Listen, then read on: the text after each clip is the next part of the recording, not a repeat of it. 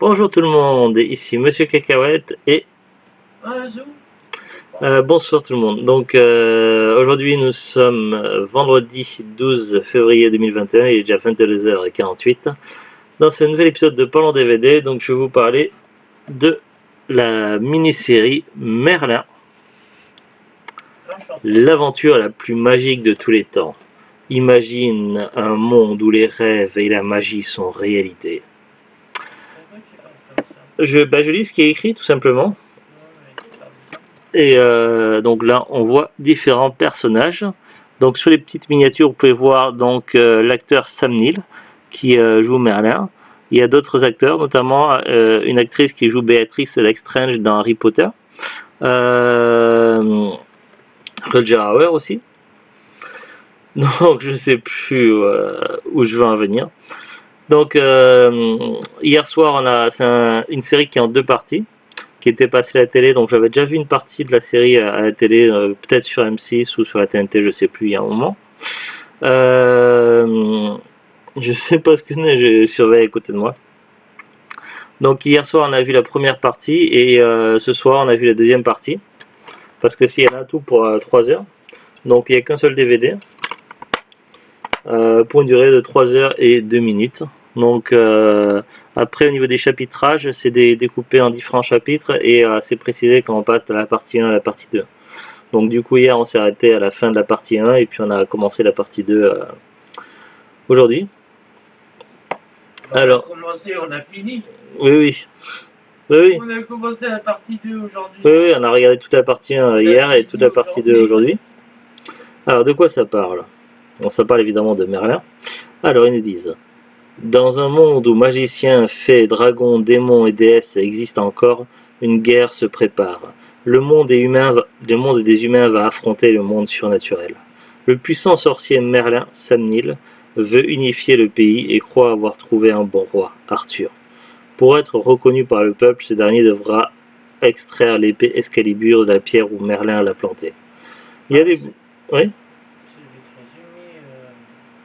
Je lisais les synopsis. Bonus, making of en VO, filmographie des acteurs et de l'équipe de tournage, note de production, Merlin la légende. Au niveau des choix de langue, français, anglais ou allemand. Alors pour résumer le film. Alors dans la première partie, donc on découvre donc non, d'abord avant Merlin, on a oui mais si tu ne me laisses pas parler. On a d'abord la Dame du Lac ainsi que Mab, la reine Mab, qui sont en pleine discussion puisque le monde de la magie est en danger, puisque les anciennes croyances sont remplacées petit à petit par les nouvelles croyances. Et du coup, si on ne croit plus en eux, si on ne croit plus en la magie, ça va se mettre à disparaître. Du coup, la reine Mab avait convoqué sa sœur, donc la Dame du Lac, pour discuter et chercher à trouver une solution. Mais pour la Dame du Lac, ça fait partie du cours des choses et elle préfère ne pas intervenir.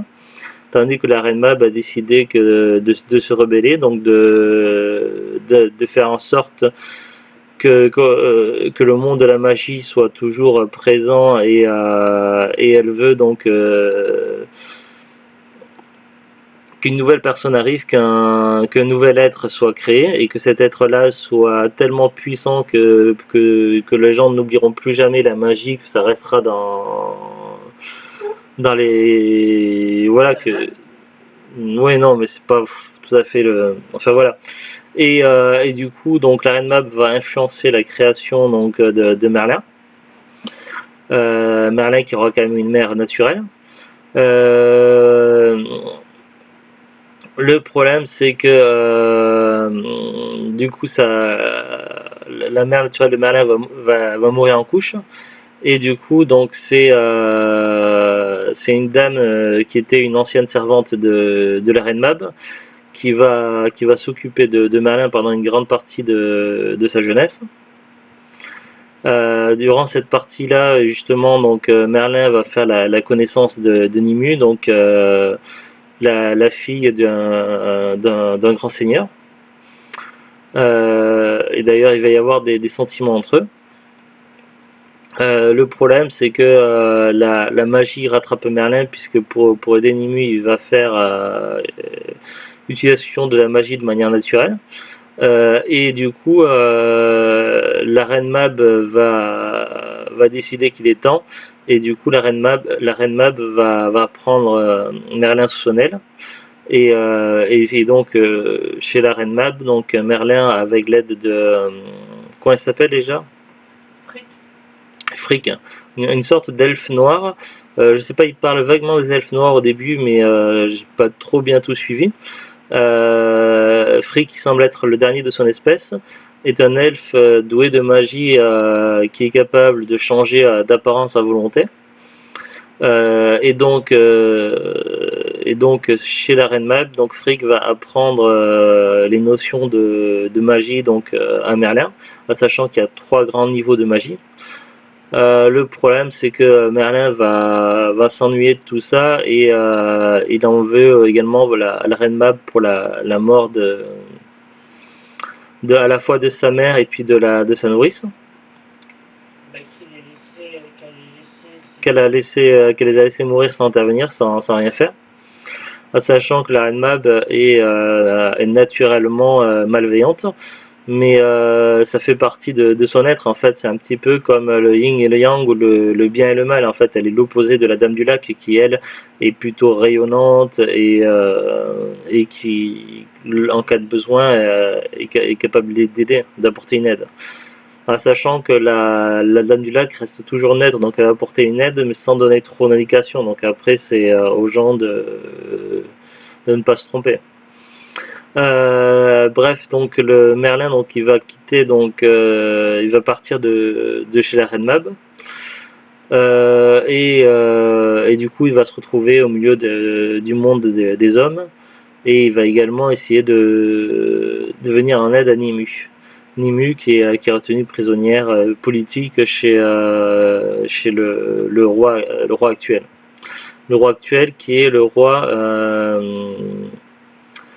Est-ce que c'est le roi Constant, ou c'est le roi après le roi Constant, je sais plus. Donc celui qui a tué le roi Constant, mais c'est pas encore Pendragon. Bref, donc Merlin va apporter son aide à ce roi-là, mais son objectif, ça va être d'aider Nimue. Nimue va également, en voyant que Merlin n'est pas bien, va tenter de l'aider aussi. Finalement, donc je sais plus qu'est-ce qui. Ah oui, Nimue va être victime donc d'une malveillance de Mab, puisque Mab veut à tout prix que Merlin la rejoigne, et qui accomplit sa destinée, la destinée qu'elle voulait pour Merlin, et qui devient un grand magicien, mais sous son aile, et qui fait en sorte que les anciennes croyances perdurent à la place des nouvelles. Donc ça, c'est l'objectif de Mab. Sauf que Merlin ne veut pas, et donc du coup Mab va œuvrer en coulisses en manipulant les hommes par petites touches, tout ça, et en faisant en sorte que ça arrange ces choses-là. Ça, du coup, elle fait penser un petit peu à d'autres méchants de grands films, de grands univers, donc qui complotent comme ça en douce. Et du coup, donc Nimue va être grièvement blessé.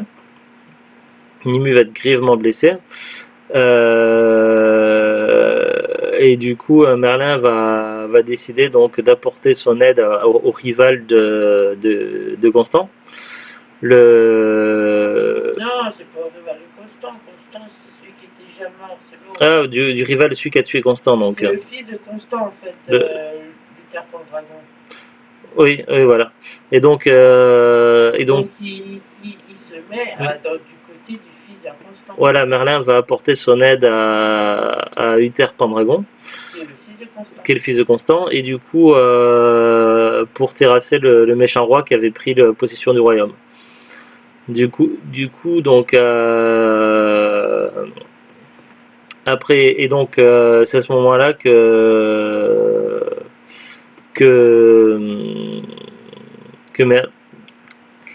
Uther Pendragon, il a l'épée Excalibur à un moment donné, non? Il me semble. Oui, mais c'est Merlin qui lui a donné. Oui, mais Merlin, il avait d'abord... C'est la Dame du Lac qui lui a donné. Mais Merlin, il a combattu quelqu'un. C'est qui l'a combattu, histoire sur la mer, tout ça? Hein? C'est le méchant roi qui l'a combattu, Merlin, avant de donner l'épée. Oui, oui. Oui, parce que la Dame du Lac a donné l'épée Excalibur à Merlin, qui avait combattu le méchant roi aux côtés du Uther Pendragon, et puis Uther Pendragon hérite temporairement d'Excalibur. Sauf que... Merlin pensait bon Ouais. pensait avoir trouvé en lui la personne. Parce que Merlin essaie de faire le bien. Son objectif est de trouver une personne qui va tout remettre le monde des hommes sur les bons rails. C'était son objectif, et il pensait que Uther Pendragon serait la bonne personne. Le problème, c'est, bon, on spoil un petit peu, mais en même temps, l'histoire de Merlin, d'Arthur, de Pendragon, tout ça, c'est archi connu, donc on spoil pas énormément. Là, on parle surtout de la mini-série. Sauf que Uther Pendragon, lorsqu'il fait la connaissance de Damigerne, qui est déjà marié, il a convoite. Et du coup, il va demander l'aide de Merlin pour pouvoir arriver à ses fins. Merlin qui va refuser dans un premier temps. Le problème, c'est que des hommes sont morts, et Merlin veut éviter une guerre. Donc du coup, il va aider Uther Pendragon, qui va finalement, grâce à une potion, pouvoir changer d'apparence et arriver à ses fins uniquement pour une nuit. De cette union naîtra Arthur, le futur grand roi Arthur Pendragon.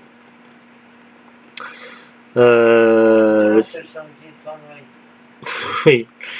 Sauf que comme Merlin voit que Uther Pendragon n'est quand même pas digne d'Excalibur, il plante Excalibur dans un rocher et demande à la montagne de veiller sur Excalibur. Voilà, ça c'est grosso modo, c'était la première partie. La deuxième partie, donc qu'on a vue ce soir. Donc là, ça commence avec la naissance du roi Arthur, qui va être élevé sous les préceptes de Merlin, qui veut l'éduquer correctement, mais ne lui apprend pas la magie, mais qui l'éduquer correctement de façon à ce qu'Arthur fasse le bien. Le problème, c'est que dès la naissance, à travers l'aide et la manipulation de la fée Morgane, et qui est la sœur de demi-sœur d'Arthur et de Frigg, elle a réussi. Si, parce que c'est non, mais attends, c'est ce que j'essaie de dire, c'est qu'en fait Mab, elle avait demandé à Frigg d'aller voir la fée Morgane, oui. Et c'est Frigg qui donne la pierre, pierre noire. Et donc la fée Morgane, qui est la grande demi-sœur donc d'Arthur, met la pierre magique dans le berceau d'Arthur, ce qui fait qu'il sera maudit, en fait, que sa destinée sera maudite. Mais malgré tout, Merlin va quand même l'éduquer, essayer d'en faire un homme droit et bon, de façon à ce que le royaume aille sur de bonnes bases, qu'il n'y ait plus de problème. Évidemment, Mab n'est pas d'accord avec tout ça, et puis le problème, c'est que sous l'égide d'Arthur, les anciennes croyances seront complètement oubliées, et du coup elle cesserait d'exister, et c'est bien ce qui lui fait peur, puisque tout ce qui est le monde de la magie disparaît petit à petit.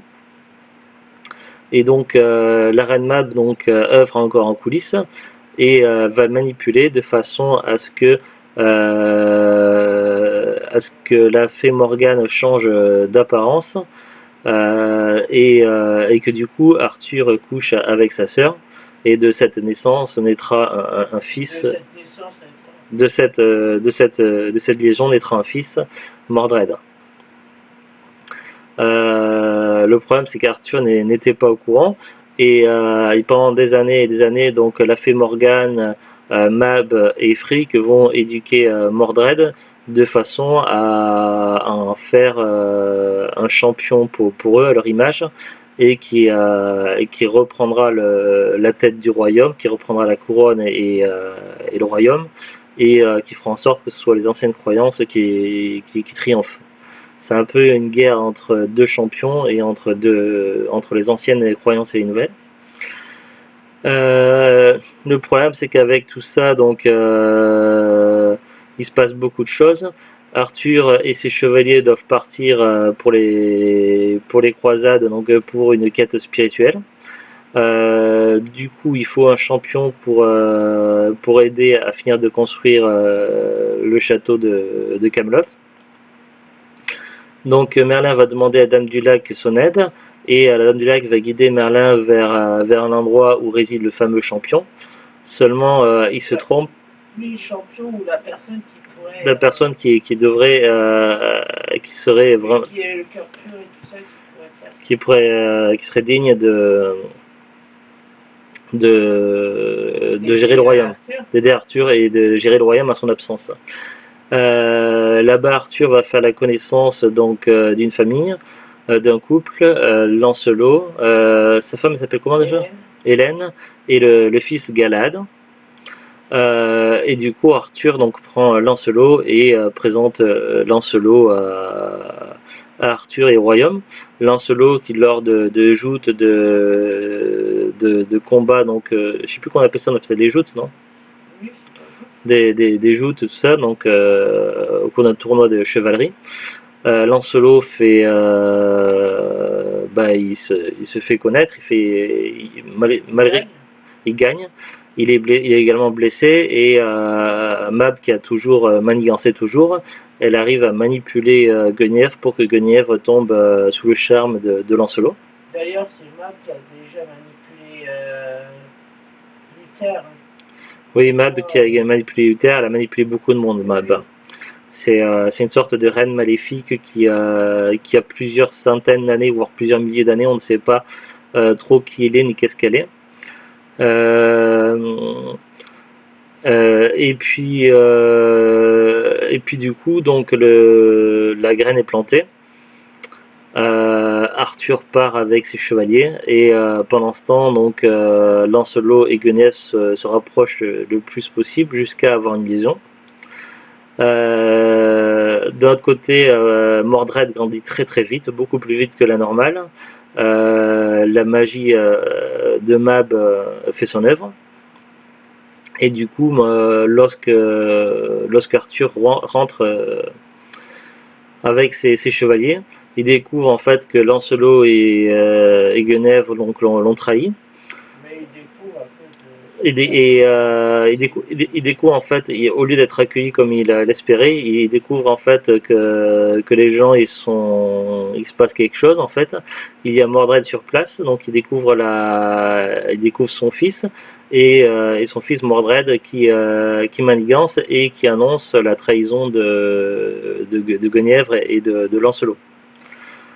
Du coup, Mordred force Arthur à prendre une décision, sinon, si Arthur doit soit il protège Guenièvre malgré qu'elle est trahie, et du coup il ne respecte plus ses lois, mais comme les anciens rois. Mais s'il veut respecter les lois, il est obligé de condamner Guenièvre au bûcher. Le problème, c'est que les gens qui le suivent, tout ça, donc les seigneurs, eux, ils sont adeptes donc des lois qui sont faites pour tous, et non pas uniquement pour le peuple, et non pas les seigneurs, quoi. Mais c'est ce que Arthur la justice, tout ça, donc Arthur est obligé de prendre une décision difficile. Évidemment, Merlin et Lancelot vont intervenir pour sauver Guenièvre. Il va y avoir évidemment plusieurs drames dans cette histoire-là, mais finalement, Mordred et Mab ont réussi à arriver à leur fin, et finalement le peuple est divisé, et une guerre éclate entre ceux qui sont du côté de Mordred et ceux qui sont du côté de Arthur. En parallèle, Merlin s'est retiré pour aller rejoindre Nimue. Nimue qui est également tombé, qui s'est également fait manipuler par Mab. Ils doivent se retirer dans un endroit idyllique. Le problème, c'est que si jamais Merlin sort de cet endroit-là pour voir ce qui se passe dans le monde des hommes, à ce moment-là, donc l'entrée sera fermée. Et j'explique un peu l'histoire. Oui, mais j'ai pas expliqué l'histoire. C'est compliqué à résumer. Il ne pourra plus voir Nimue. Mais ces histoires de magie, de drame, tout ça, c'est compliqué, mais c'est pas évident à expliquer des films comme ça. Et finalement,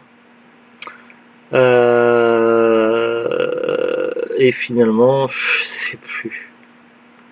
Si, ouais. Et puis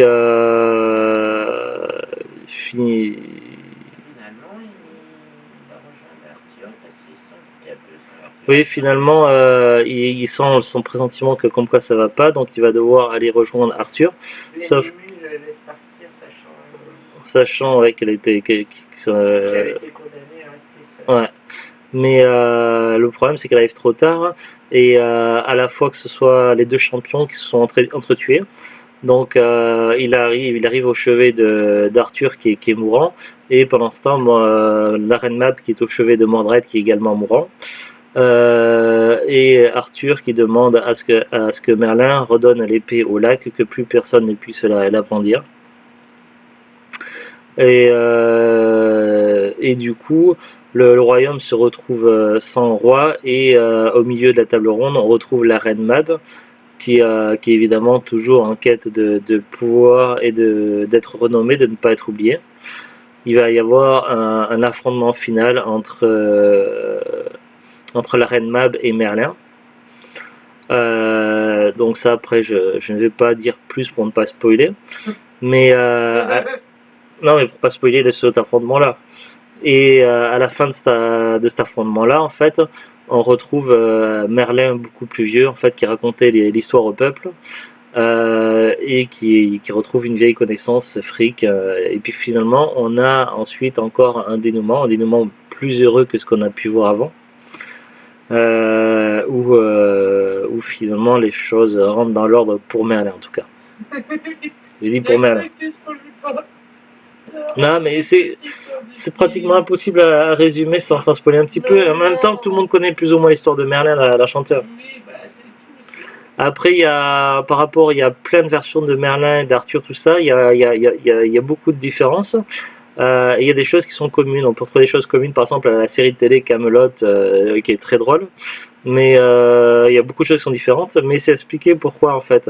Quand Frick pose des questions à Merlin beaucoup plus âgé après l'histoire, et Merlin lui avoue qu'il a. Il pose pas des questions, il lui dit que c'était pas tout à fait ça, et puis oui, mais Merlin lui dit oui, mais c'est normal, il a pris de lui-même des libertés sur l'histoire des déroulement des choses.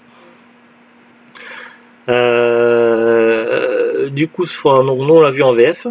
Alors, ce qui peut perturber un petit peu, si vous avez vu plusieurs films avec Sam Neill, alors Sam Neill c'est évidemment un des personnages principaux, il joue l'un des personnages principaux dans la saga des films Jurassic Park, des principaux.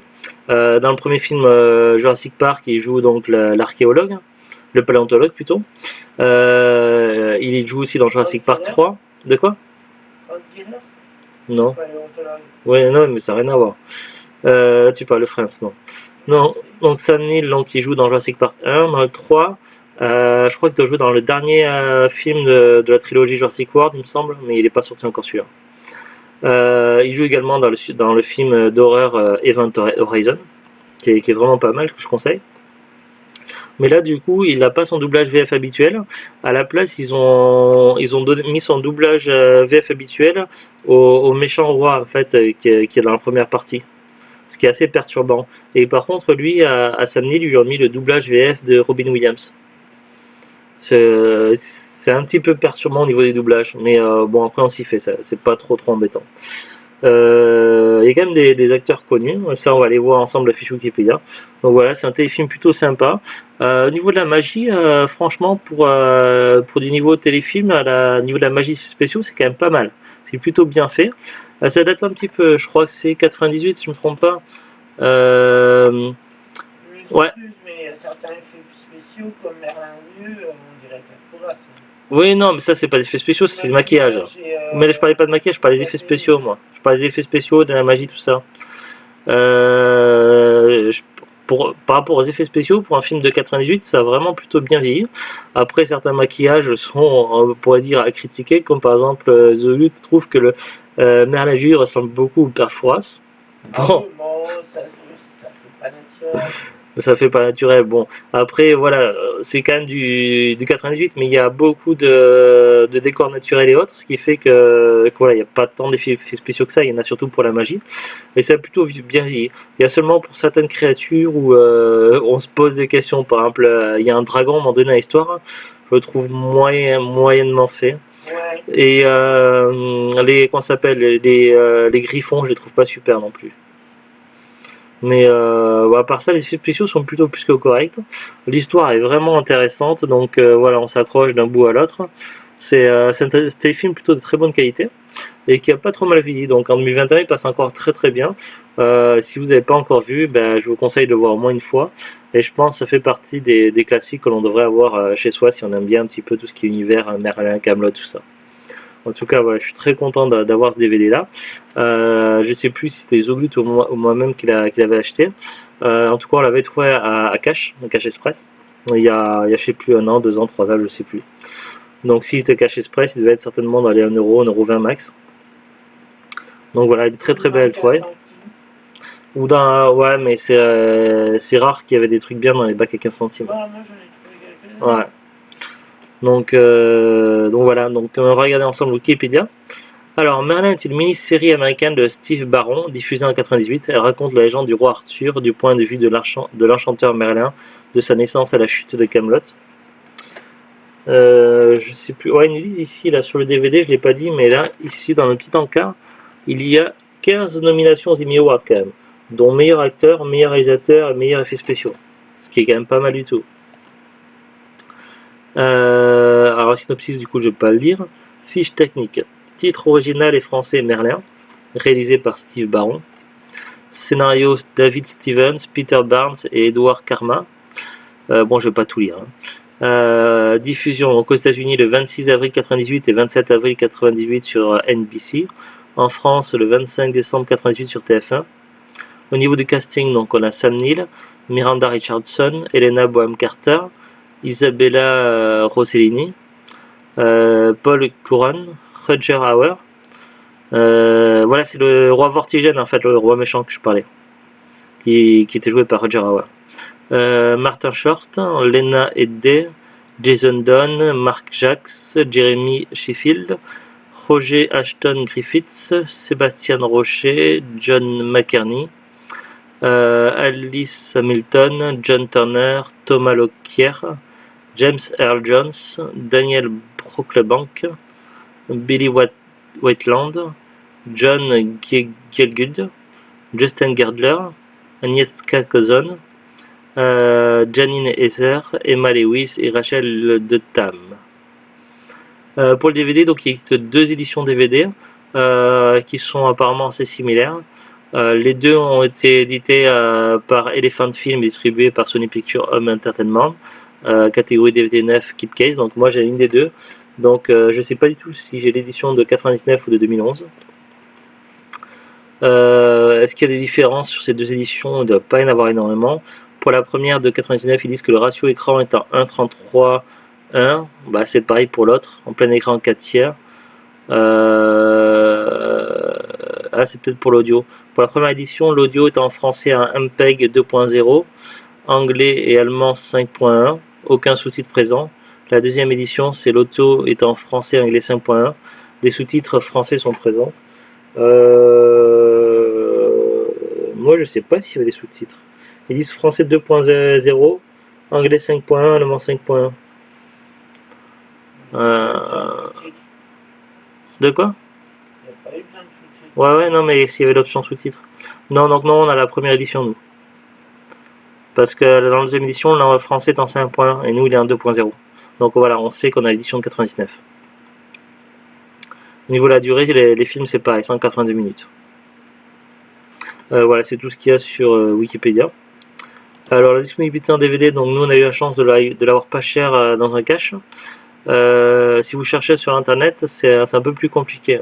Amazon ne vend plus depuis longtemps. Il n'y a que 2 vendeurs qui le proposent sur Amazon, donc enfin des vendeurs pro, des particuliers. Il faut compter minimum 16,99 € neuf pour le premier vendeur. Le deuxième vendeur le vend à 32,41 €. Sur Rakuten, donc il y a plusieurs éditions, c'est pas évident de s'y retrouver. Et puis en plus, il y a une série Merlin, il y a eu plein de trucs autour de Merlin, donc c'est un peu galère d'y retrouver. Il ne faut pas confondre non plus avec la mini-série Merlin française, avec Richard Junior, qui n'est pas du tout la même chose. Là, pour une édition Merlin qui ressemble à celle que j'ai sur Wikipédia, sur Rakuten, c'est marqué minimum 21,69 €, vendu par Mini Prix 2. Mini Prix, je trouve que c'est un maxi prix, 21,60 € et 2,99 €. Donc neuf, il n'y a pas énormément de gens qui le vendent le DVD neuf, et c'est plutôt cher. Donc si vous passez sur internet, essayez de privilégier peut-être d'occasion, mais tout en vous renseignant s'il n'y a pas trop de rayures, si le DVD est correct, s'il n'y a pas de soucis, que ça passe bien. À voir, après j'ai pas regardé, mais il y a plein de sites, j'ai pas regardé sur le Bon Coin, eBay, Vinted, Fnac, tout ça, j'ai pas regardé sur ces sites là. Après c'est un DVD qui est pas courant, donc vous allez pas le trouver en grande surface. Avec un peu de bol, vous le trouverez dans un magasin cash pas cher ou peut-être en brocante. C'est pas trop le genre de DVD que l'on voit non plus dans les magasins NOS, donc à vous de voir. Je sais pas trop quel est le meilleur plan et quel est le meilleur prix pour trouver ce DVD là, mais en tout cas c'est plutôt cool. Ah oui, à noter, il existe une suite, je crois que c'est affiché sur Wikipédia, je vérifie, j'ai peut-être passé à côté. Ah non, j'ai fermé la fiche. Zut. Série Merlin 98 suite. Il y a une suite, d'ailleurs on l'a en DVD, on le verra prochainement à Isolut. Voilà, une suite a été réalisée en 2006, ça s'appelle L'Apprenti Merlin. On le verra dans les prochains jours, je sais pas quand, mais on le verra à Isolut et puis on vous en parlera. Ouais, certainement la semaine prochaine, voilà. En tout cas, si vous aimez bien l'univers d'Arthur, de Merlin, tout ça, c'est plutôt cool à regarder et ça n'a pas trop vieilli. Donc voilà, moi je conseille, j'ai bien aimé. Je crois que The Boot aussi a bien aimé. Allez, à très bientôt, au revoir.